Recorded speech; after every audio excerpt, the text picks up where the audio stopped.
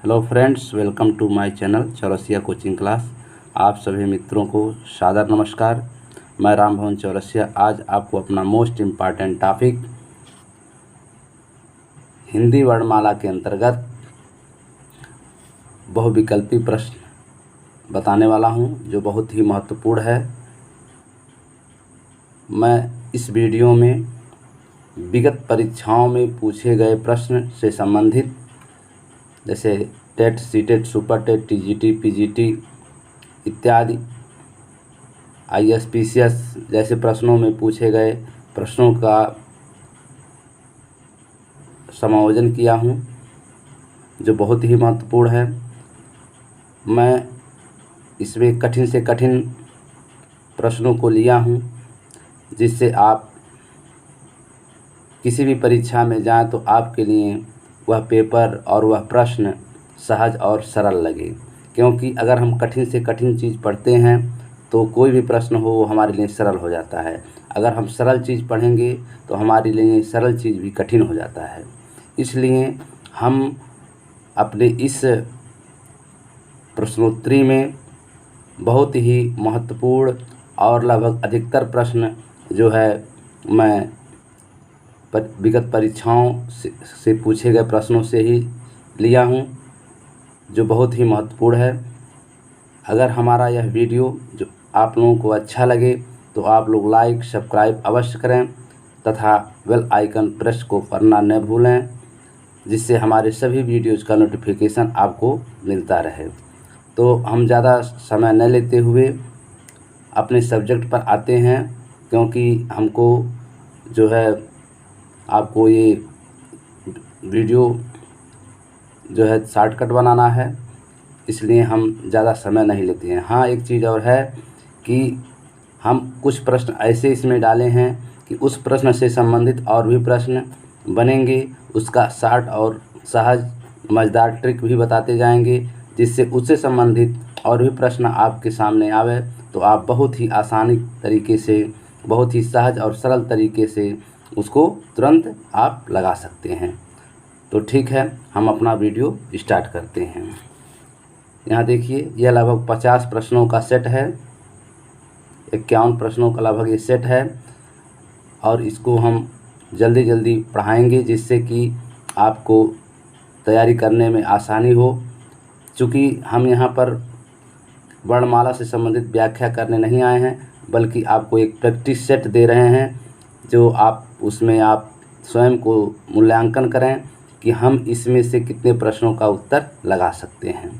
तो आप इसमें जब मैं प्रश्न पढ़ूंगा और उसका उत्तर दूंगा, उसी समय आप भी जल्दबाजी से अतिशीघ्र तरीके से उसका उत्तर ढूंढिएगा और उसको अपने अंतःप्रेरणा से अपने आप में देखिएगा कि हमारा कितना प्रश्न सही और कितना प्रश्न गलत है। तो आप उसको एक ट्रिक लगा लीजिएगा। जैसे मान लीजिए आपका ये पहला सही है तो यहाँ गुड मार दीजिएगा, ऐसे गुड मार दीजिएगा। जो गलत आपने बताया होगा उसको से काट दीजिएगा। तो इस प्रकार से आपका मूल्यांकन कर लीजिएगा कि 50 प्रश्न में आपने कितने प्रश्नों को हल किया। अगर आपका परसेंटेज औसत कम है तो आपको और भी तैयारी करने की ज़रूरत है। ज़्यादा हम आपका बड़ाई नहीं कर सकते, क्योंकि बड़ाई करने से व्यक्ति अपने को बड़ा समझता है। इस नाते हमें जो है समालोचनात्मक ढंग से, जो है आलोचनात्मक ढंग से आपसे कहना है कि आप अपने तैयारी में कहीं भी और किसी भी प्रकार से कम मत आंकिए और न ही कम जो है मेहनत कीजिए। तो ठीक है, मैं अपना वीडियो स्टार्ट करता हूं और आपके उज्जवल भविष्य की शुभकामना करता हूं। तो यह प्रश्न है, हिंदी वर्णमाला में उष्म व्यंजन कौन से हैं? हिंदी वर्णमाला में उष्म व्यंजन कौन से हैं? इसमें ए है श, श, श है, बी में है त, थ, द है, सी में है च, छ, ज है, और डी में है ट, ठ, ड, ढ, अड़ा। तो आप इसमें से उष्म व्यंजन को छांटिए कि इसमें से कौन सही होगा। ए सही होगा कि बी सही होगा कि सी सही होगा कि डी सही होगा। तो शायद आप इसको अपने मन से छांट चुके होंगे, आप अपना ट्रिक और लगा चुके होंगे कि मेरा कौन उत्तर सही है। तो आप इसको जो है अपने एक नोटबुक ले लीजिएगा, उसमें आप लगाते जाइए कि किसका कौन उत्तर सही है। तो इसमें से आपको मैं बता दूं कि श और है, ये जो ये वाला है ये आपका सही है, क्योंकि उस व्यंजन को ही संघर्षी व्यंजन भी कहा जाता है। कभी कभी प्रश्न में आ जाता है कि उसमें व्यंजन कौन कौन होते हैं और उस व्यंजन का एक नाम संघर्षी भी है। इसको आप कहीं लिख लीजिएगा, संघर्षी व्यंजन, ठीक है। उसमें संघर्षी का मतलब होता है कि जैसे आदमी जो है संघर्ष करेगा तो उसमें उष्मा आ ही जाती है। अगर कोई संघर्ष मतलब लड़ाई टाइप का करेगा तो उसमें युद्ध होगा, और युद्ध होने में उसके अंदर पसीना उष्मा अपने आप ऑटोमेटिक तरीके से उत्पन्न हो जाती है। तो उसमें व्यंजन को ही संघर्षी व्यंजन भी कहते हैं। तो इसका उत्तर क्या हुआ? श और है हुआ, ठीक है। दूसरा है निम्न में से अर्धस्वर कहलाता है। बहुत ही इम्पॉर्टेंट प्रश्न है कि प्रश्न आता है कि अर्धस्वर कौन स्वर है, उसको छांटिए। तो उसमें देखिए ए में लिखा है अ व, बी में ढ़, सी में अंग अह, और डी में श्र और छ है। तो आप इसमें छांट चुके होंगे, इसमें कौन सा उत्तर सही है, ए या बी या सी या डी। तो आप इस पर ट्रिक लगा लीजिएगा। आपका जो पहला है ए, ये आपका सही है, ठीक है। अ और व को अर्धस्वर भी कहते हैं, यह अंतस्थ व्यंजन के अंतर्गत आता है, ठीक है। आगे हम सारी चीज़ बताएंगे, लेकिन अगर पूरा व्याख्या करेंगे तो एक ही प्रश्न और एक ही में हम जो है आधा घंटा लग जाएगा। इसलिए जो है हम आगे जैसे जैसे प्रश्न आएगा उसमें से फुटकर मतलब खुलता रूप से जो है आपको बताते जाएंगे। तो हिंदी वर्णमाला में उष्ण व्यंजन कौन से हैं? उष्ण व्यंजन को ही संघर्षी व्यंजन कहते हैं। तो इसमें इसका आपका पहला सही है ए। इसका ट्रिक लगाते जा रहे हैं जिससे आप क्लियर करते जाएंगे। दूसरा है निम्न में से अर्धस्वर किसे कहते हैं, कौन कहलाता है? तो अ व को जो है अर्धस्वर कहते हैं। अंग्रेजी मैंने आपको बताया था वाई और वी, ठीक है। इसका व्याख्या मैंने किया था, वाई और वी को जो है अर्धस्वर कहते हैं। जैसे आपने चौधरी लिखिए तो चौधरी में जो है क्या होता है, आर पर र पर जो है बड़ी मात्रा आता है, जैसे री, तो री पर बड़ी मात्रा आता तो आर डबल ई होना चाहिए, लेकिन वहाँ हम लिखते हैं आर वाई, ठीक है। तो इस प्रकार से ये चौधरी जो है या र जो है, वाई जो है बड़ी ई का मात्रा का यहाँ काम कर रहा है, इस नाते इसको हम अर्धस्वर भी कहते हैं। इसी प्रकार वी भी जो है अर्धस्वर में आते हैं। ये जो है व्याकरण की बात है, तो इसको हम व्याकरण में न जाकर के आपको एक याद रखने के लिए, स्मृति रखने के लिए बता रहे हैं, ठीक है। तीसरा है छह वर्ण किसके योग से बना है? तो छह वर्ण में किन किन वर्णों का संयोग होता है? ए है क धन च, बी है क धन छ, और सी है क धन श, और डी है क धन श। तो इसमें आप देखें कि कौन सा जो है सही है, ए सही है कि बी सही है कि सी सही है कि डी सही है। तो आप देख चुके होंगे, तो जो है अपना मूल्यांकन कर चुके होंगे। तो इसमें जो है कौन सही है, क और श। तो जो क है ये हलंत नीचे रहेगा, आधा क है, और प्लस जो है ये मूर्धन्य श होता है, जिसको लोग पेटफरुआ श भी कहते हैं। ये दोनों मिल करके जो है आपका छह वर्ण बनता है। फिर है निम्नलिखित में से दंत वर्ण है य, च, त, र। तो आप इसको बता सकते हैं, मैंने आपको पढ़ाया है इसके पूर्व वीडियो में कि इसमें से जो है कौन होगा। आप याद कीजिए वह सूत्र जो मैंने आपको बताया था, कचट तप और कंत मुदा ओष्ठ। ये जो कचट तप है, क च ट त प, और कंता मुदा ओष्ठ, ठीक है। तो इसको आप बांट लीजिएगा इससे, ठीक है। तो इस ये जो है देखिए जो है दंत वर्ण, तो दंत वर्ण में देखिए यहाँ पर कंता मुदा दांत वर्ण वाला वर्ण आना चाहिए, जिसमें जो है क च ट त मतलब त थ द ध न वाला होना चाहिए।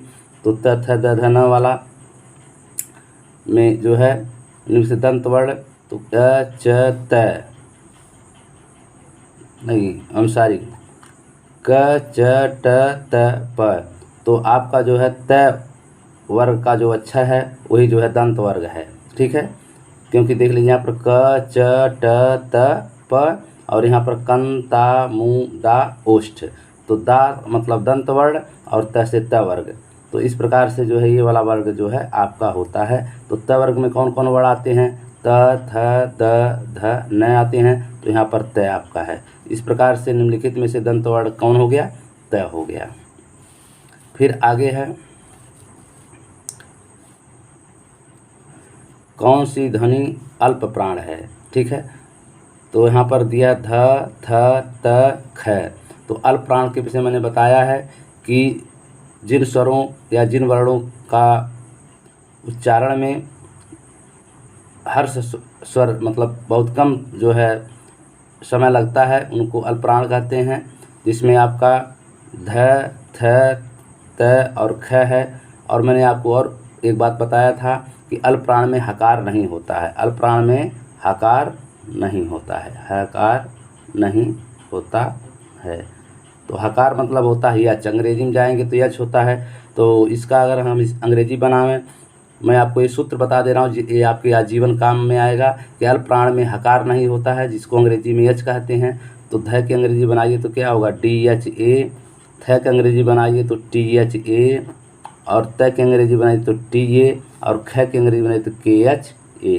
तो चूँकि अल्प प्राण में है नहीं होता है, तो देखिए यहाँ पर भी है, यहाँ पर भी एच है और यहाँ भी एच है, लेकिन त में जो है एच नहीं, मतलब हकार नहीं है। तो इस प्रकार से हम कह सकते हैं कि जो त जो है अल्प प्राण ध्वनि है। फिर दे रहा है कि द ध्वनि का उच्चारण स्थान होता है। अब यहाँ फिर आप उसी सूत्र में आइएगा कि जो है द ध्वनि का उच्चारण स्थान क्या है। तो मैं आपको यहाँ बता दूँ, आपको मैंने सूत्र बताया है, एक बार फिर बता दी, हरदम काम में आया क, च, ट, त, प। ये आपका हो गया उच्चारण, ये वर्ग हो गया। और दूसरा होता है कं, ता, मू, दा, ओष्ठ। ठीक है, अब ऐसे आप काट दीजिएगा। अब यहाँ से ये आपका क्या है? उच्चारण स्थान है। क्या है? उच्चारण स्थान। ठीक है, तो यहाँ पर आप देखिए कौन अक्षर है? द है। कौन अक्षर है? द। तो द जो है किस वर्ग में आता है? त वर्ग में आता है। त, थ, द, ध, न किस वर्ग में आता है? क वर्ग में आता है कि च वर्ग में कि ट वर्ग में कि त वर्ग में कि प वर्ग में? तो आपका ये आता है त वर्ग में। किस में आता है? त वर्ग में। और जब त वर्ग में आएगा तो यह जो है दंत मूल हो। दा से मतलब दंत, दांत से, दांत मतलब दांत, मुँह से होता है मूर्धा, और ता से होता है तालु, और क से होता है कंठ। ठीक है, तो जो है त वर्ग में आने के कारण किस वर्ग में है? त वर्ग में है। त, थ, द, ध, न। तो आपका दांत वाला द है, तो आपका ये इसके नीचे दांत है, तो ये किस में आया? दंत वर्ण में आया। ठीक है, तो आप निस्संदेह जो है निश्चिंत होकर के आप इसको यहाँ डी वाले को मार दीजिएगा। ठीक है, आगे देखिए लिखा है निम्नलिखित में से एक अल्प प्राण ध्वनि है। तो मैंने आपको भी तुरंत इसके पहले बताया है कि अल्प प्राण ध्वनियाँ वह होती हैं जिसमें हकार नहीं होता है। मैंने एक शब्द में बता रहा हूँ कि जिसमें हकार नहीं होते, अंग्रेजी का यच नहीं होता है। तो आप देखिए पहले तुरंत जो है इसका अंग्रेजी बनाइए। क की अंग्रेजी होता है KHA, और ध की अंग्रेजी होता है DHA, और घ की अंग्रेजी होता है GHA। ये आपका घ बना दीजिए और इसको ध बना दीजिए। ठीक है, तो आपका क की अंग्रेजी होता है KA। तो अल्प प्राण में हकार नहीं होता है, तो देखिए इसमें भी एच है, इसमें भी एच है, और इसमें भी एच है। बाकी क में जो है एच नहीं है, मतलब हकार नहीं है। इस नाते हम कह सकते हैं कि क जो है हमारा अल्प प्राण ध्वनि है। ठीक है, आगे देखिए निम्नलिखित वर्गों में से कौन सा मूर्धन्य ध्वनियों का समूह है या मूर्धन्य ध्वनियाँ हैं? निम्नलिखित वर्गों में से कौन सा मूर्धन्य ध्वनियाँ हैं? तो आप मेरा ये सूत्र तुरंत उठाइए, कंतमुदा ओष्ठ। ठीक है, कंता मुदा ओष्ठ। तो आपको पूछ रहा है मूर्धा ध्वनियाँ, देखिए यहाँ लिखा है मूर्धन्य ध्वनियाँ। तो मूर्धा कंता मुँह दा ओष्ठ, तो आपका मुँह से मूर्धा, तो मुँह से मूर्धा में कौन वर्ग आता है? ट वर्ग। कौन आता है? ट वर्ग की ध्वनियाँ आती हैं। कौन आती हैं? ट वर्ग की ध्वनियाँ आती हैं। तो आप जो है इसमें लिख सकते हैं ट, ठ, ड, ढ, च, छ, ज, झ, प, फ, ब, भ, त, थ, द, ध में ट वर्ग की ध्वनियाँ हैं, मतलब आपका ये सही है। ठीक है। उसके बाद देखिए लिखा है घ का उच्चारण स्थान क्या है। घ का उच्चारण स्थान क्या है, तो आपको मैंने फिर बता रहा हूँ कि यहाँ आप देख लीजिए कि जो घ है किस वर्ग के अंतर्गत आती है। स्पर्शी व्यंजन या वर्गीय व्यंजन में किस वर्ग के अंतर्गत आता है। क वर्ग के अंतर्गत आता है कि च वर्ग के अंतर्गत आता है, ट वर्ग की, त वर्ग की, प वर्ग। तो आपका जो है घ जो है आपका किसके अंतर्गत आता है। क ख ग घ, घड़ी वाला घ। तो आपका ये क वर्ग के अंतर्गत आ रहा है। तो जब क वर्ग के अंतर्गत आ रहा है तो ये कंठ कौन ध्वनि होगी, कंठ। इसका उच्चारण स्थान क्या होगा, कंठ होगा। क्या होगा, कंठ होगा। तो इस प्रकार से हम इसको कंठ ध्वनि कह सकते हैं। तो दंत, कंठ, मूर्धा, तालु, तो इसमें क्या हुआ, कंठ ध्वनि हुआ। ठीक है। फिर दे रहा है अयोग वाह वर्ण कहलाते हैं। तो अयोग वाह वर्ण कहलाते हैं अर, ढ़, ढ़, अंग, अह, इ, ऐ। तो मैंने आपको बहुत पहले बताया है कि अयोग वाह वर्ण जो है न स्वर में आते हैं और ना ही व्यंजन में आते हैं। स्वरों की संख्या 11 होती है, जबकि प्रायः लोग 13 वर्ण लिखते हैं। यहाँ पर आप देखिए, जैसे स्वर जब हम लोग बचपन से ही पढ़ते आ रहे हैं कि जैसे अ, आ, ई, उ, री। फिर पढ़ते हैं ए, ऐ, ओ, औ, अंग, ऐ। तो टोटल गिनेंगे तो 2 2 4 2 6 1 7 7 2 9 9 2 11 2 13। ठीक है। 13 पढ़ते आते हैं, लेकिन आपसे मैं बता रहा हूँ ये अंग अह जो है ये अयोगवाह वर्ण हैं। कौन है, अयोगवाह वर्ण हैं। बाकी जो बच रहे हैं 11, यही 11 जो है हमारे स्वर हैं। 11 हमारे स्वर हैं और 2 जो है क्या हैं, अयोगवाह हैं। ठीक है। तो अयोगवाह वर्ण कौन है, अंग और अ है, जिसमें अंग जो है अनुस्वार है और यह जो है क्या है, विसर्ग है। ठीक है। तो आप निसंदेह जो है अयोगवाह वर्ण कहलाते हैं कौन, अर, ढ, अंग, अ, इ, ऐ। तो क्या होगा आपका, अंग अ होगा। फिर आगे देखिए लिखा होठों की स्थिति के आधार पर स्वर कितने प्रकार के होते हैं, 3, 5, 4, 2। तो यहाँ होठों की स्थिति के आधार पर स्वर कितने प्रकार के होते हैं। जब हम होठों के आधार पर जो है पढ़ते हैं तो 2 होते हैं, एक वृत्तमुखी और एक आवृत्तमुखी। वृत्तमुखी का मतलब वृत्त, वृत्त मतलब क्या होता है, ऐसे गोला। वृत्त मतलब क्या होता है, गोला। ऐसे वृत्त माने क्या हुआ, ये गोला हुआ। आवृत्त मतलब इसका विलोम हुआ, मतलब ये खुला हुआ। कैसे खुला, ये आवृत्त हुआ। ठीक है, ये खुला हुआ है। तो वृत्त मतलब होगा उसका जिन वर्णों के उच्चारण में हमारे ओठ गोल गोल होते हैं, मतलब गोलाकार रूप लेते हैं, उनको वृत्तमुखी। और जिन स्वरों के उच्चारण में हमारे ओठ क्या होते हैं, गोल गोल नहीं होते हैं, उन्हें आवृत्तमुखी कहते हैं। वृत्त का विलोम क्या होता है, आवृत्त होता है। तो इस प्रकार से हम होठों की स्थिति के आधार पर स्वर के कितने प्रकार होते हैं, तो 2 होते हैं, एक वृत्तमुखी और एक होता है आवृत्तमुखी। तो इस प्रकार से 3, 5, 4, 2 में कौन सही है, 2 सही है। ठीक है। आगे हिंदी के जिन वर्णों के उच्चारण करते समय केवल श्वास का प्रयोग किया जाए उन वर्णों को कहते हैं। हिंदी के जिन वर्णों का उच्चारण करते समय केवल श्वास का प्रयोग किया जाए उन वर्णों को कहते हैं। तो पहले विकल्प में हम देखते हैं कि क्या क्या दिया गया है, तब दिमाग लगाएंगे। अपने मन से पहले दिमाग नहीं लगाया जाता, पहले ये देखा जाता है कि विकल्प में क्या है, उस विकल्प में से ही हमको छांटना होता है और उसमें भी जो सर्वश्रेष्ठ उत्तर आता है उसी को छांटना होता है। तो देखिए यहाँ पर दिया अल्पप्राण, महाप्राण, अघोष, सघोष। अब हमको जो है इसकी जो है परिभाषा को याद होना चाहिए कि जो है इसमें अल्पप्राण जो है कौन होते हैं, महाप्राण कौन होते हैं, अघोष कौन होते हैं, सघोष कौन। तो मैंने आपको बहुत पहले ही बताया था अघोष और घोष, ये जो 2 शब्द होते हैं। घोष मतलब होता है घोषणा, निनाद, गर्जना, आवाज़। तो इस प्रकार से सघोष का मतलब होता है जिसमें आवाज़ आती है। तो आवाज़ आती है, गर्जना होती है। तो ये आपके जो वर्ण होते हैं वो होते हैं ग, घ, अंग। ठीक है। ये जो है किसी भी वर्ग के लास्ट के 3 अक्षर होते हैं, जैसे ग, घ, अंग। ठीक है। तो ये कह रहा है कि जिन वर्णों के उच्चारण के समय केवल श्वास का प्रयोग किया जाए उन वर्णों को कहते हैं। तो इसका मतलब जो अघोष, मतलब जहाँ पर इसका सघोष का विलोम क्या होता है, अघोष होता है।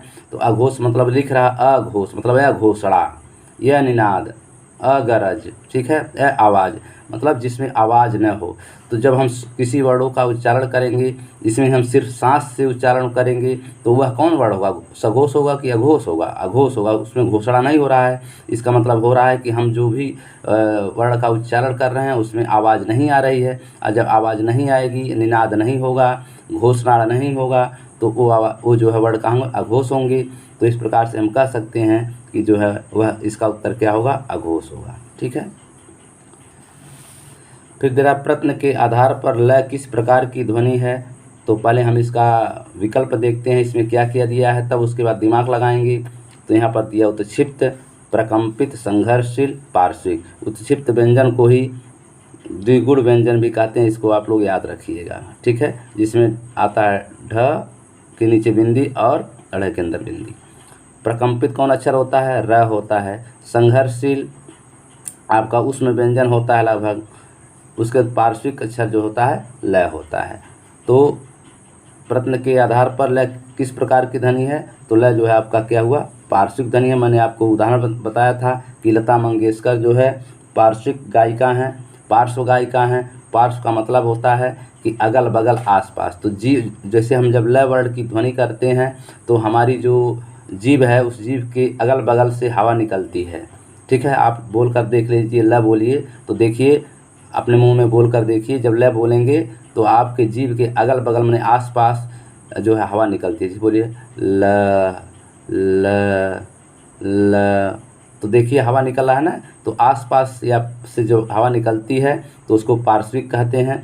तो इस प्रकार से हम कह सकते हैं प्रश्न के आधार पर जो है ल जो वर्ण है वो पार्श्विक वर्ण है। क्लियर हो गया। फिर इनमें से कौन सा वर्ण स्पर्श व्यंजन नहीं है। अब ऐसा जब प्रश्न आता है जिसमें नेगेटिव प्रश्न उत्तर पूछता है, इनमें से कौन सा वर्ण स्पर्श व्यंजन नहीं है, ये नहीं जो है बहुत खतरनाक है, बहुत डेंजर है। तो पहले हम इसको पॉजिटिव में लेते हैं, नेगेटिव में पूछ रहा है, पहले हम इसको पॉजिटिव में लेते हैं। तो कहने का मतलब जब ये विकल्पी है, इसमें 4 प्रश्न दिए गए हैं और उसमें से पूछ रहा है कि एक नहीं है। कौन पूछ रहा है, एक नहीं है, तो बाकी 3 का उत्तर हाँ में आएगा और एक का उत्तर नहीं है। जो नहीं है उसी को हमको लिखना है, बाकी 3 तो पॉजिटिव है। ये नहीं जो कह रहा है एक ही नेगेटिव है। तो स्पर्श व्यंजन 3 ठो होगा लेकिन 1 ठो नहीं होगा, मतलब 3 ठो रहेगा और 1 वो नहीं रहेगा। तो इसमें देखिए कौन कौन स्पर्श व्यंजन है, पहले ये देख लीजिए।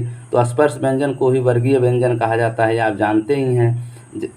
मैं आपको एक उदाहरण में फट जल्दी से दिखा दे रहा हूँ कि स्पर्शी व्यंजन किसे, एक यहाँ प्रश्न पूछ रहा है इनमें से कौन सा वर्ण स्पर्श व्यंजन नहीं है। तो स्पर्श या वर्गीय व्यंजन किसे कहते हैं, पहले इसको हम जानेंगे तभी इसका उत्तर दे पाएंगे। तो वर्ष या वर्गीय व्यंजन, तो आपका जो है क वर्ग, क च ट त प, ये वर्ग हैं आपके, पहले ऐसे लिख लीजिएगा, ठीक है। और यहाँ से लेकर के इसमें टोटल 25 वर्ड होते हैं, जैसे क ख ग घ अंग च छ ज झ ञ ट ठ ड ढ अड़ा त थ द ध न प फ ब भ म, ठीक है। तो आपका ये देखिए प्रत्येक में वर्ग में 5-5 वर्ण हैं, ठीक है। तो 5 × 25 मतलब 5 × 5 मतलब 25 वर्ण हुए आपके, ठीक है। तो कह रहा है इनमें से कौन सा वर्ण स्पर्श व्यंजन नहीं है। तो आप देख लीजिए क से लेकर के म तक जो है आपका स्पर्शी व्यंजन है। तो इसमें देखिए कि क आपका है क वर्ग में आता है, च आपका च वर्ग में आता है, ट आपका ट वर्ग में आता है और अलावा जो है अंतः अस्थ व्यंजन है। तो इस प्रकार से जो है स्पर्शी व्यंजन में नहीं आ रहा है, अयावर्गीय व्यंजन में नहीं आ रहा है। तो क से म तक जो है होता है स्पर्श अयावर्गीय व्यंजन, जिसमें यह नहीं है।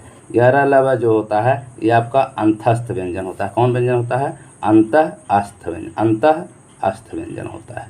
तो यह इसके अंतर्गत आ रहा है। इसका मतलब हमारा कौन सही है, ये 3 जो है स्पर्शी व्यंजन है और यह जो हमारा नहीं है, इसका उत्तर होगा यह, ठीक है।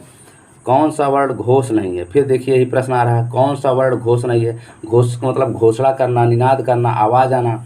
तो जो घोष वर्ण होते हैं वो आपके जो है लास्ट के 3 वर्ण होते हैं। लास्ट के 3 वर्ण होते हैं। जैसे आपका ऐसे लिख लीजिएगा, क ख, इधर लिख दीजिएगा ग घ अंगा। ठीक है, तो ये जो आपका है ये आपका अघोष है, पहला 2 वर्ण, और दूसरा जो 3 अक्षर बच रहे हैं ये आपके सघोष होते हैं। ठीक है, तो इसमें से कह रहा है निम्नलिखित वर्ण घोष नहीं है। तो आप देखिए ल, अर लव ये स्पर्शी व्यंजन में आ नहीं रहा है। र तो अर लव ये अंतस्थ व्यंजन है। ल, र और ड ये क्या है, अंतस्थ व्यंजन है। और जो त है ये आपका घोष वर्ण है। त क्या है, घोष वर्ण है। करा कौन सा वर्ण घोष नहीं है। तो घोष का मतलब, घोष वर्ण मतलब कौन है, घोष वर्ण नहीं है। तो इसमें घोष वर्ण का मतलब ये होता है, घोष को ही हम सघोष भी कहते हैं। इसको आप लोग ध्यान रखिएगा कि घोष वर्ण को ही क्या कहते हैं, सघोष। असघोष मतलब घोषणा करना। तो आपका ल, र, ड ये अंतस्थ व्यंजन है। जो हमारा त है ये पहले आ रहा है, त के बाद क्या आता है, थ। ठीक है, तो त, थ आपका हो गया अघोष व्यंजन, और बाकी द, ध, न ये आपका हो गया सघोष व्यंजन। तो यहाँ पूछ रहा है कौन सा वर्ण सघोष नहीं है। तो आपका जो है द, ध, न आपका जो है घोष है, और त आपका क्या है, अघोष वर्ण है। इस प्रकार से हम कह सकते हैं कि ये जो है उसका उत्तर तय होगा। फिर आगे देखिए लिखा है निम्नलिखित में से कौन सा स्वर समवृत्त है। ठीक है, तो समवृत्त का मतलब होता है, यहाँ भी वही चीज़ अर्थ लगाइएगा, क्योंकि हर वर्ण हर शब्द के आगे प्रत्यय और उपसर्ग का बहुत महत्व होता है। तो चूँकि देखिए यहाँ वृत्त लिखा हुआ है, और वृत्त के आगे स है तो स शुभ होता है या सहित होता है। स से शुभ भी कहते हैं और स से सहित भी होता है। तो यहाँ समवृत्त मतलब स सहित, वृत्त सहित। तो वृत्त का मतलब होता है गोलाकार। ठीक है, वृत्त का मतलब गोलाकार। अगर अवृत्त लिखा रहता या विवृत्त लिखा रहता तो उसका मतलब होता है खुला रूप। लेकिन यहाँ समवृत्त है, वृत्त मतलब वृत्त मतलब वृत्त सहित है।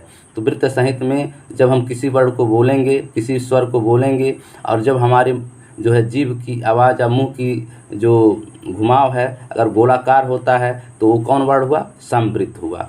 तो देखिए आप बोल कर देखिए, मुंह हमारा पूरा खुल जा रहा है, गोलाकार नहीं हो रहा।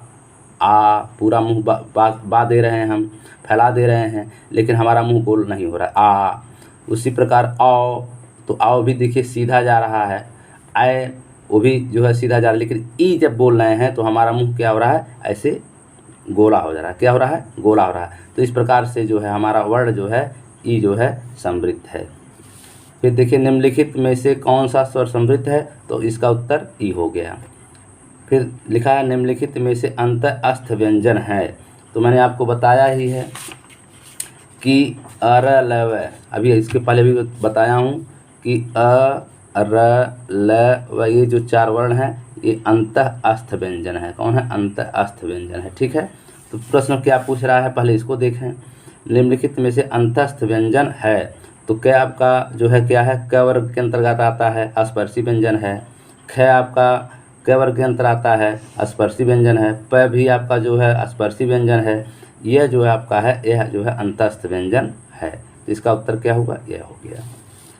श श श है, कौन से व्यंजन कहलाते हैं, तो मैंने आपसे बताया है कि जो है श जो है ऊष्म व्यंजन के अंतर्गत आते हैं। कौन व्यंजन, ऊष्म व्यंजन। और ऊष्म व्यंजन को ही एक दूसरा नाम क्या होता है, संघर्षी व्यंजन। ठीक है, क्योंकि संघर्ष से ऊष्मा उत्पन्न होती है। तो दोनों बात एक ही है। ठीक है, तो इसमें जो है श श है और है। हाँ, एक चीज़ ध्यान रखिएगा कि ये जो स है ये तालव्य स है, और ये स मूर्धन्य स्व है, और ये स जो है दंती स है, और ये जो है यह कंठ काकल वर्ण है, जिसको स्वर अंतर्मुखी भी कहते हैं। है आप जब बोलते हैं तो हमारे कंठ से जो हवा निकलती है वो सीधे निकलती है, वह पूरे स्वतंत्र रूप से निकलती है। वहाँ किसी चीज़ का बाधा रुकावट कंपन नहीं होता है। तो इसको हम स्वर अंतर्मुखी, इस है को हम क्या कहते हैं, स्वर अंतर्मुखी वर्ण कहते हैं। और ये जो छोटा सा इसको दंत वर्ण कहते हैं, और ये पटफरुआ सा है इसको मूर्धन्य स्व कहते हैं, और ये जो स है इसको तालव्य स कहते हैं। तो ये जो चारों हैं ये किसके अंतर्गत आते हैं? प्रकंपी के अंतर्गत आते हैं कि स्पर्शी के, संघर्षी के, कि स्पर्श संघर्षी के। तो इस प्रकार से हम यहाँ देख सकते हैं कि संघर्षी के अंतर्गत। इसका उत्तर मतलब क्या हुआ? ये हुआ, क्योंकि संघर्ष से ही ऊष्मा उत्पन्न होती, कहीं कहीं ऊष्मा भी पूछ देता है। फिर तेरा स्पर्श संघर्षी व्यंजन कौन से हैं? अब इसमें देखिए, वहाँ तो मैंने संघर्षी कहा, अगर संघर्षी केवल होता तो होता श श श है, या उसमें व्यंजन पूछता तभी भी वही होता श श श है। लेकिन यहाँ पर तेरा स्पर्श संघर्षी व्यंजन, ये बहुत जो है प्रश्नों परीक्षाओं में पूछा जाता है, क्योंकि बच्चे जानते हैं संघर्षी व्यंजन को ही उसमें व्यंजन कहते हैं, और उसमें श श श पर ही अपना गुड मार देते हैं, ठीक है, जबकि गलत है। स्पर्श संघर्षी व्यंजन जो है च छ ज झ है, ये आपका जो है स्पर्श संघर्षी व्यंजन है, क्योंकि यह जो आवाज़ निकलती है इसका तो स्पर्श और संघर्ष दोनों करके निकलती है। मतलब जैसे च देखिए, जैसे सट करके निकलती है, दो मतलब हमारा नीचे का मुंह का ओठ और ऊपर नीचे का जो अंग है मुंह का, वो दोनों सटा करके और फिर संघर्ष करके निकलते हैं, च छ ज झ। तो ये आपका स्पर्श संघर्षी व्यंजन कहलाता है। निम्न में से कौन सा घोष या सघोष वर्ण है? अब यहाँ देखिए, निम्न में से कौन सा घोष, घोष मतलब निनाद, आवाज़, तो जिसमें आवाज़ हो, जिसमें निनाद हो, घोषणा हो, तो ऐसे वर्ण को ही जो है सघोष वर्ण कहते हैं। तो जो पहले का 2 अक्षर होता है ये अघोष होता है, और बाद का जो 3 अक्षर होता है ये सघोष होता है, तीसरा, चौथा, 5वां अक्षर सघोष होता है, और पहला दूसरा अघोष होता है। तो जो वर्ग हमारा है क वर्ग, च वर्ग, ट वर्ग, त वर्ग, प वर्ग है, तो उसमें जो पहला और दूसरा अक्षर तो वो सघोष होता है, अघोष होता है, और तीसरा, चौथा, 5वां सघोष होता है। तो प्रश्न पूछ रहा है निम्नलिखित में से कौन सा घोष वर्ण है, मतलब सघोष, मतलब लास्ट का तीसरा 3 अक्षर का पूछ रहा है। तो आपका क और ख जो है आपका क्या हो गया? घोष हो गया। प फ ये क्या हो गया? अघोष हो गया। च छ आपका क्या हो गया? अघोष हो गया। बचा है आपका जो है जाति से अलग है, यह स्पर्शी व्यंजन के अंतर्गत भी नहीं आ रहा है, तो यह जो है अलग है। तो इस प्रकार से हम कह सकते हैं जो है ये जो है वो आपका सघोष व्यंजन है। फिर दे रहा है व्यंजन श का उच्चारण स्थान क्या है? तो श मतलब ये जिसको हम आपको बताएं मूर्धन्य स्वर, मूर्धन्य श व्यंजन, तो ये जो है आपका तालु है कि मूर्धा है कि कंठ है कि दंत है? तो यह जो है आपका श जो है मूर्धा वर्ण है। अब इसका एक सूत्र है, मैं आपको बता दे रहा हूँ, यहाँ आप लिख लीजिएगा। ऋषि बहुत मूर्धन्य होते हैं। ऋषि लोग जो होते हैं, मूर्धन्य मतलब विद्वान होते हैं। तो ऋषि जो शब्द है उसमें 3 वर्ण है, एक र है, एक री है, और एक पटफरुआ से मतलब मूर्धन्य से है, और यहाँ मूर्धन्य से मूर्धन्य। तो ये तीनों वर्ण, यहाँ तो मैंने सिर्फ स से पूछा है, लेकिन अगर र भी पूछा तो भी आप मूर्धन्य बताइएगा, और अगर जो है री पूछे तो भी इसका जो उच्चारण स्थान है वो क्या होगा? मूर्धन्य होगा।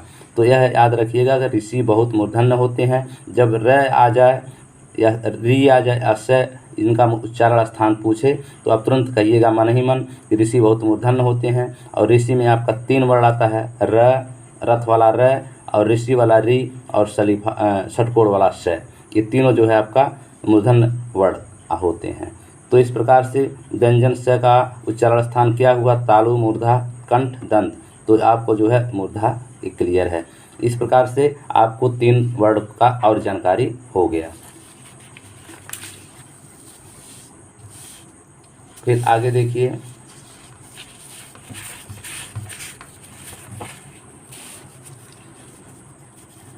यहाँ 25वां प्रश्न है, अरलव व्यंजनों को कहते हैं। तो अरलव मैंने इसके पहले बताया है, इसमें आप अपने मन से बताइए कि अब तो आप बता भी सकते हैं, क्योंकि कई बार मैंने इसको रिपीट कर चुका हूँ। अरलव व्यंजनों को कहते हैं, क्या कहते हैं? ऊष्म व्यंजन, अंतःस्थ व्यंजन, स्पर्श व्यंजन, द्विगुण व्यंजन, ठीक है। तो ऊष्म व्यंजन आप जानते हैं कि श है होता है। स्पर्श व्यंजन जो है आपका 25 वर्ण होते हैं, जिससे क से लेकर म तक होता है। और द्विगुण व्यंजन में ढ़ और ड़ होता है। बचा आपका अंतःस्थ व्यंजन, अंतःस्थ व्यंजन में क्या होता है? अरलव होता है। तो अरलव कौन व्यंजन हुआ? अंतःस्थ व्यंजन। कौन व्यंजन हुआ? अंतःस्थ व्यंजन हुआ। फिर देखिए लिखा है निम्नलिखित में से कौन सा शब्द अमात्रिक है।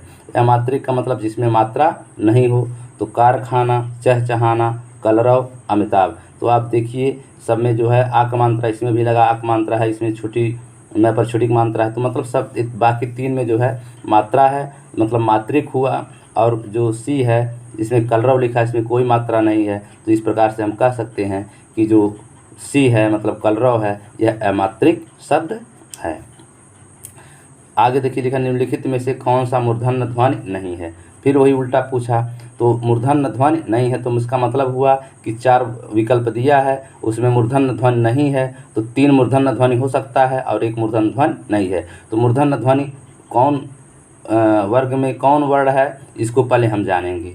तो इस प्रकार से हम देख लेंगे कि मूर्धन्य ध्वनि कौन होते हैं। जो मेरा सूत्र है उस सूत्र के हिसाब से तुरंत आप लिखिएगा, क च ट त प। ये आपका हो गया वर्ग, स्थान, और होगा यहाँ कन, ता, मु, दा, ओष्ठ। ठीक है, इसको बांट दीजिएगा ऐसे। ठीक है, अब ये कह रहा है, पहले यहाँ प्रश्न लिखिए, देखिए क्या कह रहा है कि निम्नलिखित में से कौन मूर्धन्य ध्वनि नहीं है। तो पहले हम देखें किस मूर्धन्य ध्वनि कहाँ है। तो आपके देखिए लिखा है कंता, मुँह, मुँह से मूर्धा हो गया। ठीक है, अब मूर्धा में कौन कौन वर्ड आते हैं, ट से आता है, ट वर्ग आते हैं, और ट वर्ग में कौन कौन वर्ड आते हैं, ट, ठ, ड, ढ, अड़ा। तो ये 5 जो वर्ड होते हैं मूर्धन्य ध्वनि होते हैं। ठीक है, तो इसमें कह रहा है कि निम्न में से कौन सा मूर्धन्य ध्वनि नहीं है। तो ट आपका जो है मूर्धन्य ध्वनि हो गया, ट के बाद ठ, ये भी मूर्धन्य ध्वनि हो गया, और उसके बाद ट, ठ, ड, ढ, ये भी मूर्धन्य ध्वनि हो गया। लेकिन ये जो ढ के नीचे बिंदी है, ये आपका कौन है, ये आपका द्विगुण व्यंजन है। कौन है, द्विगुण व्यंजन है। ये ढ जिसके नीचे नहीं है, ये तो आपका है मूर्धन्य ध्वनि, लेकिन ये जो ढ है ये आपका द्विगुण या उत्क्षिप्त व्यंजन है। तो इस प्रकार से हम कह सकते हैं कि इसका जो ढ है, जो नीचे नीचे बिंदी है, वो आपका जो है मूर्धन्य ध्वनि नहीं है। बाकी ट, ठ, ड, ढ, ड़, ये क्या है, मूर्धन्य ध्वनि है। फिर दे रहा ओ औ किस प्रकार का वर्ण है।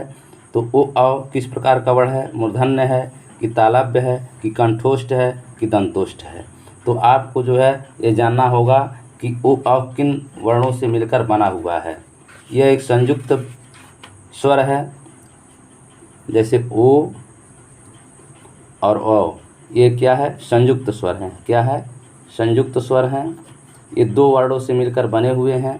यह जो है आपका, यह धन ऊ से मिलकर बना हुआ है, और वो जो है अधन बड़ा ऊ से मिलकर बना है। तो ये संयुक्त स्वर है। अब इनका जो उच्चारण स्थान है, तो ये जो है आपका कंठ ध्वनि है, ये आपका कंठ ध्वनि है, और ऊ जो है आपका ओष्ठ ध्वनि है। कौन ध्वनि है, ओष्ठ ध्वनि। इसी प्रकार यह जो है आपका कंठ ध्वनि है, और ऊ जो है क्या है, ओष्ठ ध्वनि है। ठीक है, अब इनका जब हम संधि करेंगे तो हो जाएगा कंठोष्ठ। क्या हो जाएगा, कंठोष्ठ ध्वनि। ठीक है, इन दोनों का यही होगा। ठीक है, तो यह कौन ध्वनि हुआ, कंठोष्ठ ध्वनि हुआ। ठीक है, तो यहाँ ओ औ किस प्रकार की ध्वनि है, मूर्धन्य, तालव्य, कंठोष्ठ या दंतोष्ठ। तो आप जान ही गए होंगे कि जो अ है वो है कंठ से, और जो ऊ है वो ओष्ठ से है, तो दोनों मिल करके जो है कंठोष्ठ ध्वनि होते हैं। तो इसका उत्तर आपका सी होगा। आपको हिंदी वर्णमाला में जब आप पढ़ते हैं तो आपको पूरा संधि, समास, संज्ञा, सर्वनाम, सारी चीज़ को मिला करके आपको समझना पड़ता है। उसके बाद देखिए लिखा है हर्ष व लघु मूल स्वर कौन सा है। ये लगभग मैंने इसमें 3 प्रश्न का समायोजन किया है। अगर यह प्रश्न पूछता हर्ष स्वर कौन सा है, या लघु स्वर कौन सा है, या मूल स्वर कौन है, तो तीनों बात एक ही है। ये तीनों बात एक ही है। उसी को हम हर्ष स्वर कहते हैं, उसी को हम लघु स्वर कहते हैं, उसी को हम मूल स्वर कहते हैं। कौन सा है, ये जो है कितने होते हैं, 4 होते हैं। कौन कौन होते हैं, अ, ई, छोटी ई, छोटा ऊ और ऋषि वाला री। ये 4 जो है हर्ष, लघु और मूल स्वर के अंतर्गत आते हैं। तो दे रहा हर्ष, लघु, मूल स्वर कौन सा है, तो अ, ई, उ, री, जिसको हम अयूर भी कहते हैं। अगर अयूर भूल जाए तो आपके याद कर लीजिएगा मयूर। ठीक है, जैसे मयूर, मयूर मतलब मोर होता है, तो मयूर नहीं बल्कि अयूर होता है, तो अ ई उ री से रे होता है। इस प्रकार से मैं आपको बता दूं, जैसे अ ई उ और री, ठीक है। तो क्या हो गया, अ उ रे, ठीक है। तो और को जगह पे अगर आप भूल जाते हैं तो इसको मयूर कहिए, मयूर मतलब मोर होता है, ठीक है। तो ये जो है कितने होते हैं, 4 होते हैं। तो हर्ष लघु मूल स्वर कौन सा है, तो य ई उ री, आ ई उ ये आपका जो है दीर्घ स्वर है, और ये जो है ई अ ओ जो है संयुक्त स्वर है, और अ जो है अयोगवा है। तो आपका पूछ रहा है हर्ष लघु मूल स्वर, तो इसका उत्तर ये होगा। फिर दे रहा है किस वर्ण में शिरोरेखा या सुरेखा नहीं है। तो देखिए यहाँ 4 वर्ण दिए गए हैं, तो यहाँ पूछ रहा है किस वर्ण में शिरोरेखा, मतलब सुरेखा, शिरोरेखा को ही सुरेखा भी कहते हैं। यह वर्तनी शुद्ध के प्रश्नोत्तरी में आता है, कि जिसमें आपको वर्तनी शुद्ध करना रहता है, कहाँ कौन गलत है कौन सही है। तो आप शिरोरेखा पहले जानिए किसे कहते हैं। जैसे मान लीजिए हमको कमल लिखना है, क्या लिखना है, क म ल, ठीक है। तो ये जो क म ल इस तरह से जो लोग लिखते हैं, ये वर्तनी में अशुद्ध है, ये अशुद्ध वर्तनी है। कौन है, अशुद्ध, ये अशुद्ध वर्तनी है, ठीक है। शुद्ध क्या होगा, जब इस पर हम एक बेड़ी पाई या एक रेखा खींचते हैं, सिरों मतलब सिर पर रेखा, ये जो क म ल ये अक्षर हैं, इसके सिर पर एक रेखा जब हम खींचते हैं तो उसी को हम क्या कहते हैं, सिरो रेखा कहते हैं, ठीक है। शॉर्टकट में इसको हम सुरेखा भी कहते हैं, ठीक है। ये बहुत चीज़ है, मैं आपको इस नाते जो है ये बता रहा हूँ, जो है विकल्पी प्रश्न दे रहा हूँ, जिससे आप लोग जो है जो छूटा छाटा है वो भी आपके दिमाग में आ जाए, और एक प्रश्न से संबंधित कई प्रश्न का उत्तर भी मैं आपको बता सकूं, ठीक है। और इसमें अधिक से अधिक जानकारी भी आपको हो जाए। और कुछ ऐसे चीज़ होते हैं व्याकरण में हम लेते हैं हिंदी वर्णमाला में ही, तो उस चीज़ को क्या होता है कि हम नहीं पढ़ा पाते हैं, या वो चीज़ छूट जाता है सब, तो उस चीज़ को फिर हम प्रश्नों के और उत्तर के बीच में ला करके उसका हम लोग नॉलेज करा देते हैं। तो मुख्य चीज़ यही होता है कि जब हम लोग वीडियो बनाते हैं, उस वीडियो में कुछ ऐसी चीज़ें होती हैं जो बहुत ही महत्वपूर्ण होती हैं, बहुत ही इम्पॉर्टेंट होती हैं, और उस वहाँ वो छूट जाती हैं, तो कष्ट होता है कि उस वीडियो मैंने वहाँ नहीं पढ़ा पाया, तो उसको मैं अपने बच्चों को कैसे जो है जानकारी दूँ। तो इसके लिए जो है प्रश्नोत्तरी का वीडियो बनाया जाता है, और उसमें वह एक प्रश्न डाल दिया जाता है, फिर उससे संबंधित जानकारी आप लोग तक पहुँचा दी जाती है। तो ये शिरोरेखा, जिसको सुरेखा भी कहते हैं, इसको आप जान लीजिए। तो ये जो है देखिए, ए है, इसके ऊपर सूर्यरेखा है, ओ के ऊपर शिरोरेखा या सुरेखा है, अह के जो है ऊपर शिरोरेखा है, लेकिन अंग जो लिखा गया है आप ध्यान नहीं दे पाएंगे कि जल्दी से, लेकिन आप यहाँ ध्यान से देखिए तो अ के ऊपर जो है शिरोरेखा नहीं है, तो ये आपका सी वाला सही है। यहाँ पूछ रहा है किस वर्ण में शिरोरेखा या सुरेखा नहीं है, ठीक है। फिर यहाँ देखिए लिखा है निम्न में से अल्पप्राण वर्ण कौन से होते हैं।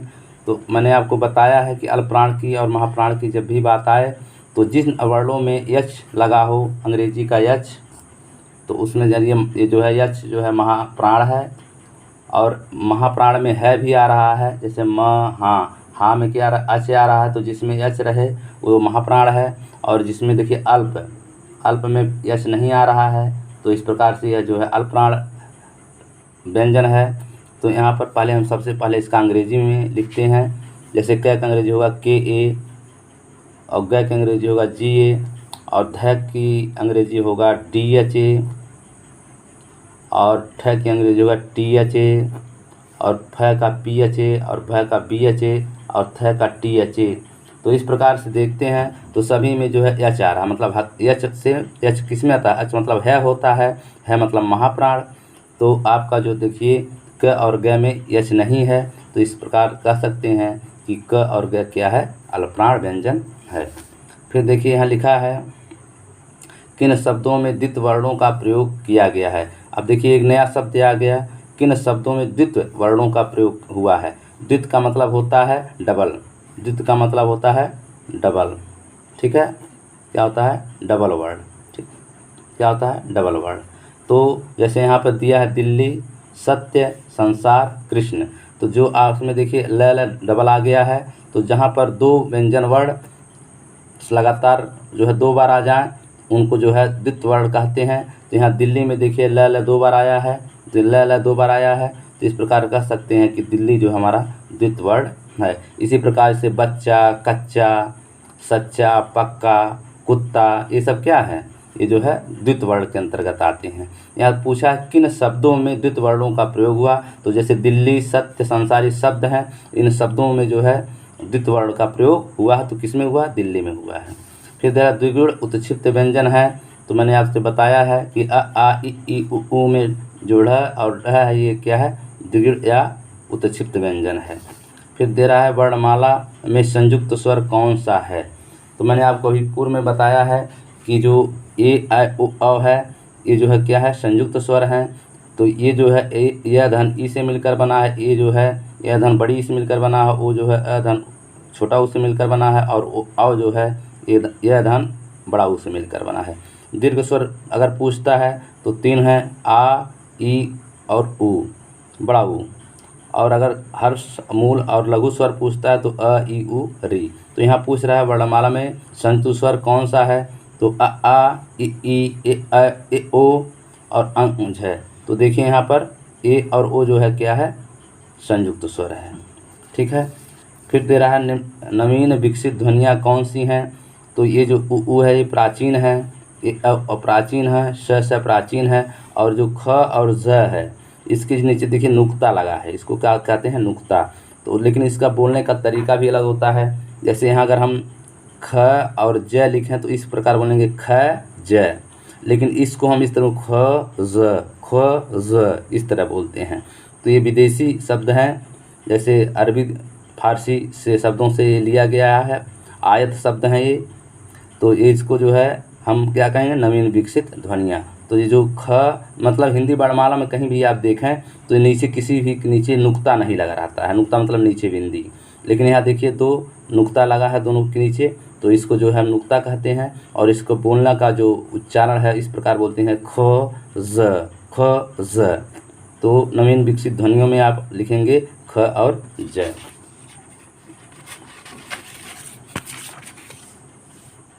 फिर आपका जो है 31वां प्रश्न है, 34वां प्रश्न है, उच्चारण के आधार पर यह है तालव्य, मूर्धन्य, कंठ, ओष्ठ। तो मैंने आपको बताया है आपकी जो है अ आ जो क्या है, कंठ ध्वनियाँ है। कौन ध्वनियाँ है, कंठ ध्वनियाँ हैं।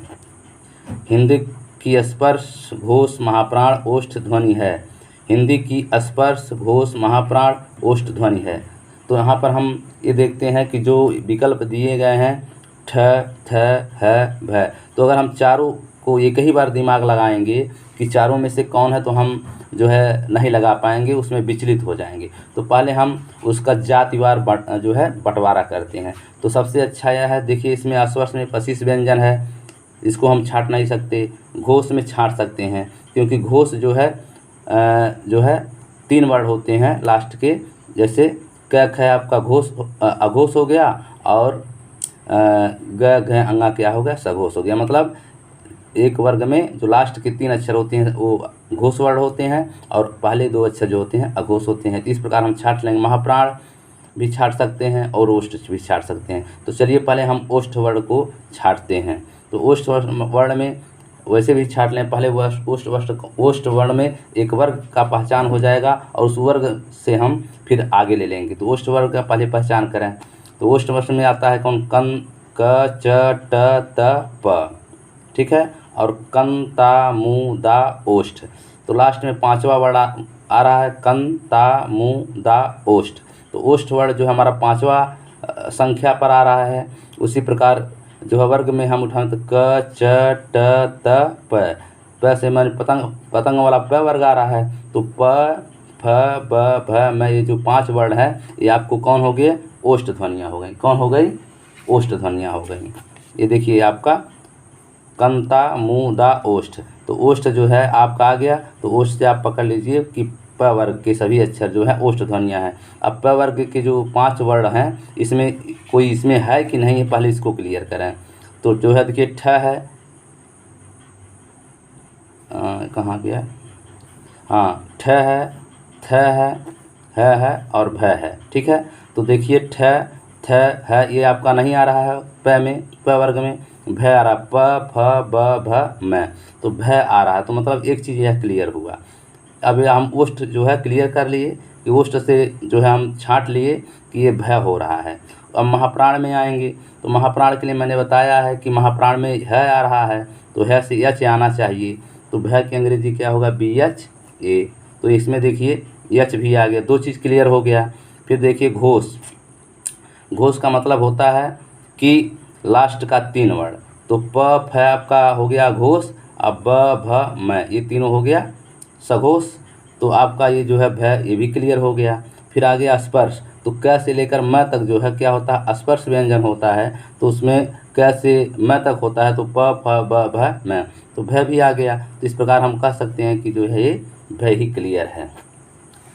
फिर तेरा इनमें से कौन सी ध्वनि अंतःस्थ नहीं है, तो अंतःस्थ आप जानते हैं कि अ र ल व ये जो 4 अक्षर होते हैं अंतःस्थ होते हैं, तो इसका मतलब हुआ कि इसमें 3 ठो अंतःस्थ होगा और एक अंतःस्थ वर्ड नहीं होगा।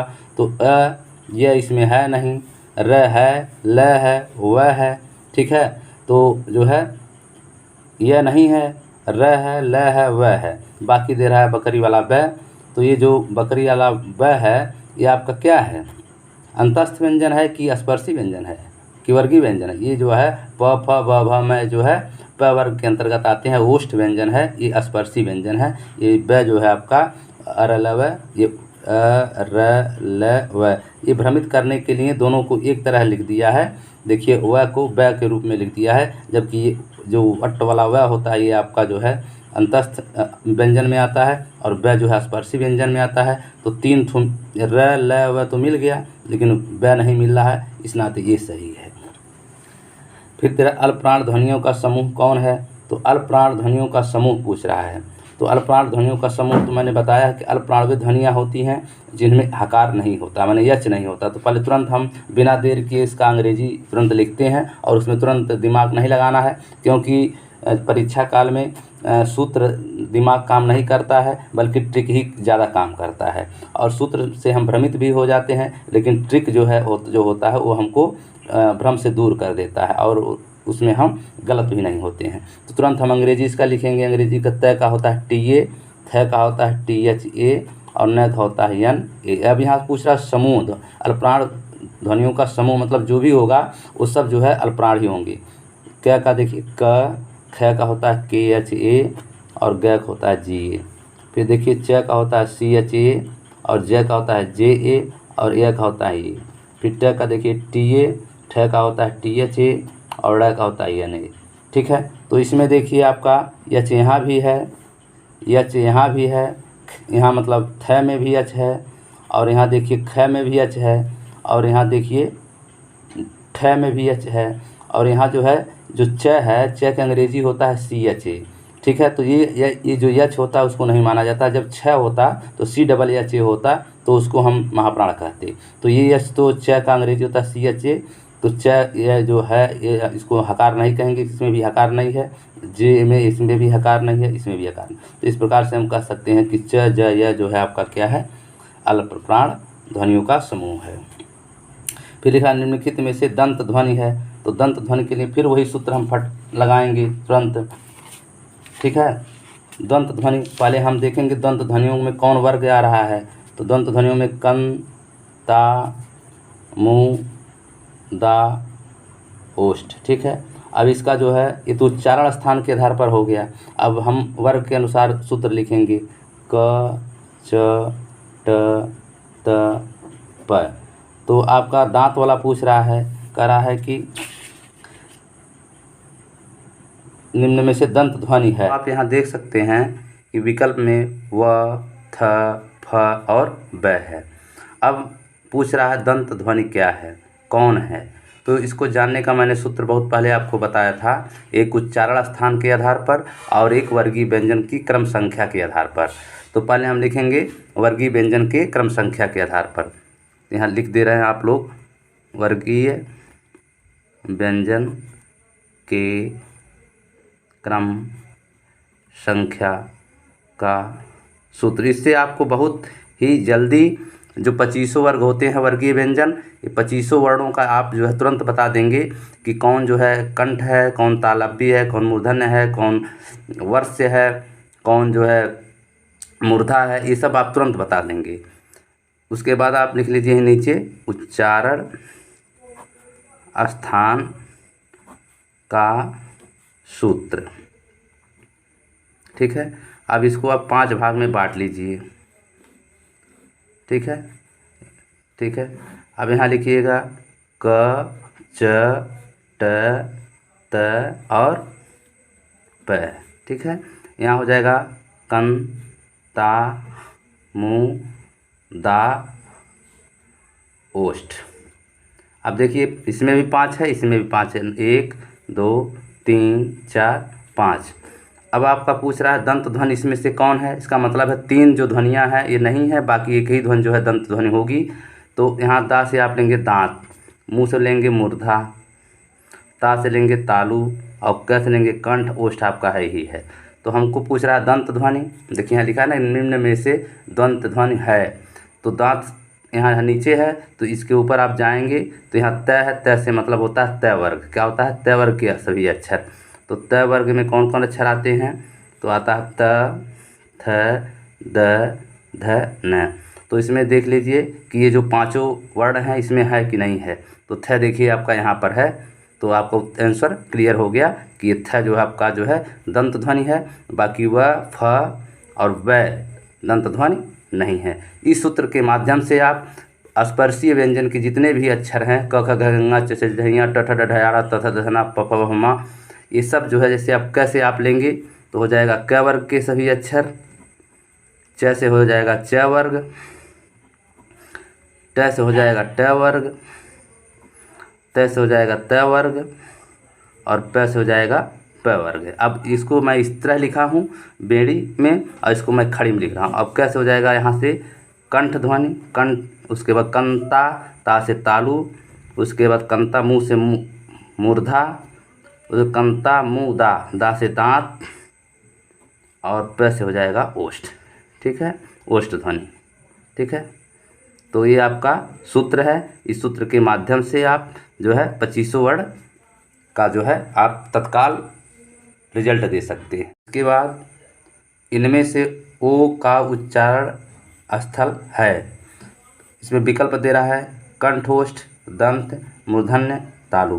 ठीक है, तो कहने का मतलब यह है कि हम पहले ये जानेंगे कि वो जो ध्वनि है कौन सी ध्वनि है। तो वो जो है आपका कौन है? संयुक्ता अक्षर है। कौन अक्षर है? संयुक्ता अक्षर है। ठीक है, संयुक्ता अक्षर का मतलब होता है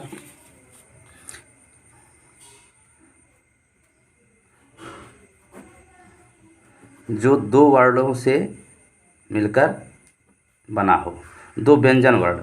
ठीक है, 2 व्यंजन वर्ण। तो जैसे आपका है क धन स।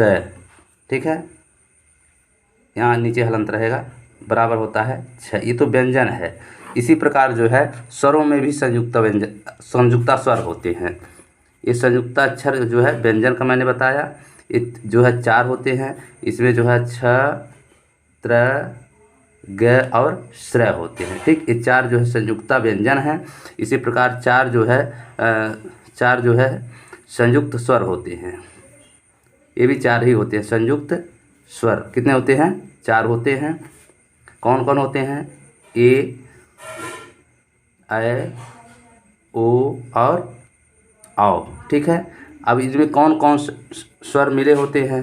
तो ए में जो है य धन छोटी ई, इसमें होता है य धन बड़ी ई, और ओ में होता है अ धन छोटा ऊ, और औ में होता है य धन बड़ा ऊ।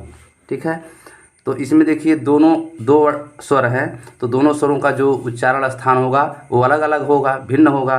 तो यह जो है इसमें जो अ है, देखिए चारों में यह है।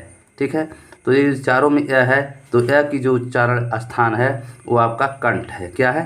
कंठ, कंठ, कंठ और कंठ। ठीक है, अब ई का जो होता है उच्चारण स्थान तालु है। क्या है? तालु है, तालु है, और कंठ और ऊ का जो होता है ओष्ठ होता है। क्या होता है? ओष्ठ। ठीक है। अब हम प्रश्न देखेंगे कि प्रश्न क्या कह रहा है। तो यहाँ पर देखिए लिखा हुआ है कि ओ का उच्चारण स्थल, तो हमको सिर्फ ओ से मतलब है, इससे मतलब है, तो कंठ धन ओष्ठ। ठीक क्या आ रहा है? कंठ धन। देखिए ओ से मतलब है, तो ओ जो है यह का जो है उच्चारण स्थान कंठ है और ऊ का उच्चारण स्थान ओष्ठ है। तो इस प्रकार से क्या होगा? कंठोष्ठ। तो इसमें हमारा जो उत्तर होगा ए होगा, कंठ धन ओष्ठ। ठीक है, क्लियर? कंठोष्ठ हो गया। ठीक है। वर्ण किसे कहते हैं? शब्द को, ध्वनि को, शब्द समूह को, खंडित शब्द को। तो वर्ण जो है किसके कहते हैं? ध्वनि को कहते। किसको कहते हैं? ध्वनि को। ठीक है। फिर दिया वर्ण क्या है? वाक्य है कि शब्द है कि मौखिक है कि ध्वनि का लिखित रूप है? तो वर्ण क्या है? ध्वनि का लिखित रूप है। और ध्वनि क्या है? वर्ण का मौखिक रूप है। यहाँ उत्तर होगा ध्वनि का लिखित रूप। जैसे हम जो है क बोल रहे हैं तो ये क्या है? ध्वनि है। लेकिन जब उसको हम इस तरह क लिखेंगे तो क्या हो गया? ये वर्ण हो गया। ठीक है। तो इस प्रकार से जो है वर्ण क्या है? ध्वनि का लिखित रूप है। ठीक है। ध्वनि क्या है?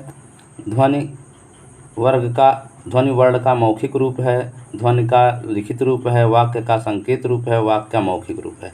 तो ध्वनि जो है वर्ण का क्या है? मौखिक रूप है। ध्वनियाँ क्या होती हैं? वर्ण का मौखिक रूप होती हैं, और वर्ण जो होता है ध्वनियों का लिखित रूप होता है। ठीक है। फिर दे रहा है भाषा की लघुत्तम इकाई है शब्द, अक्षर, वर्ण, वाक्य। ठीक है। तो यहाँ पर हम थोड़ा दिग्भ्रमित होते हैं कि जो भाषा की सबसे लघुत्तम और सूक्ष्मतम इकाई है वो क्या है? कभी कभी हम अक्षर भी कह देते हैं, कभी कभी वर्ण भी कह देते हैं। बाकी वो शब्द वाक्य तो है नहीं, ये तो क्लियर है। अब फंस रहा है कि जो है अक्षर है कि वर्ण है। तो यहाँ पर हम जो कह रहा है भाषा की लघुत्तम इकाई क्या है? वर्ण है, न कि अक्षर है। अक्षर भी गलत है, क्योंकि अक्षर जो है दो व्यंजनों या दो स्वरों या दो वर्णों के मिल से मिलकर बनता है। जैसे आपका यहाँ पर देख लीजिए, जैसे वर्ण है ना, तो वर्ण में जो है क है, इसके नीचे हलंत लगा, ये स्वर रहित होता है। ठीक है। अगर हम क बोलेंगे, पूरा क बोलेंगे तो तो क जब बोलेंगे पूरा क रहे, इसके नीचे हलंत नहीं रहेगा, तो इसका मतलब हुआ कि क धन ये दो वर्ण मिलकर बने हुए हैं। और जब हम क के नीचे हलंत लगा देंगे तो ये सिर्फ क, आधा क हुआ, और आधा क जो है शुद्ध व्यंजन है, मतलब स्वर नहीं है। तो ये जो क है ये खंडित नहीं हो सकता। लेकिन ये जो एक क पूरा क है ये खंडित है, क्योंकि इसमें क और प्लस ये छुपा हुआ है। तो जो अब ये जो क है ये आपका अक्षर है, और ये आपका जो है वर्ण है। तो सबसे सूक्ष्म इकाई क्या हुआ? ये क हुआ, मतलब वर्ण हुआ। कौन से वर्णों का उच्चारण स्वर और व्यंजन के बीच माना गया है? यहाँ दिया उसमें अनुस्वार, अयोग व अंतःस्थ। ठीक है। तो कौन से वर्णों का उच्चारण स्वर और व्यंजन के बीच माना गया है? तो आपको मालूम होगा कि जो अ र होता है ये अर्ध स्वर कहलाते हैं। अ र जो होता है और र ये क्या कहलाते हैं? अर्ध स्वर कहलाते हैं। तो अर्ध स्वर जो किस में आता है? अंतःस्थ व्यंजनों में आता है। अ र ल व में आता है, इसको अंतःस्थ व्यंजन कहते हैं। तो अ र ल व में जो पहला अक्षर है और जो लास्ट अक्षर है ये आपका अर्ध स्वर है, और र आपका प्रकम्पित है, और ल जो है क्या है? पार्श्विक व्यंजन है। तो कौन से वर्णों का उच्चारण में स्वर और व्यंजन के बीच माना गया है? तो जो स्वर और व्यंजन मतलब दोनों के बीच में कौन सा वर्ण आते हैं? तो वो आते हैं अंतःस्थ व्यंजन, जो 4 होते हैं। एक अ र ल व, जिसमें अ और अर्ध स्वर माने जाते हैं। र आपका प्रकम्पित या लुंठित है, और ल आपका जो है पार्श्विक व्यंजन है। तो कौन उत्तर सही हुआ? आपका डी हुआ सही। उसके बाद हिंदी शब्दकोश में अंग अह किस वर्ण के साथ आते हैं? तो अ, आ, अंग, अह। तो जो अंग अ है तो जो है इसमें अ में ही जो है अंग का बिंदी लगता है, और य में जो ही अह का बिंदी लगता है। ये जो दोनों हैं मात्रा, ये किसमें जो है ऐड होते हैं? य में ऐड होते हैं। तो यहाँ हम लिख सकते हैं हिंदी शब्द को उसमें किस वर्ण के साथ आते हैं? तो आ के साथ भी नहीं आते। अंग तो है ये है, अ तो है ये है, तो आपका जो है अ के साथ, क्योंकि अ पर हम यहाँ बिंदी रखेंगे तो अंग हो जाएगा, और य पर है यहाँ पर बिंदी रखेंगे तो क्या हो जाएगा? यह होगा। जैसे जैसे ये जो है यह है, यह पर हम बिंदी लगाएं तो अंग हो जाएगा, और फिर यह के बगल में इसे रखेंगे विसर्ग तो अ हो जाएगा।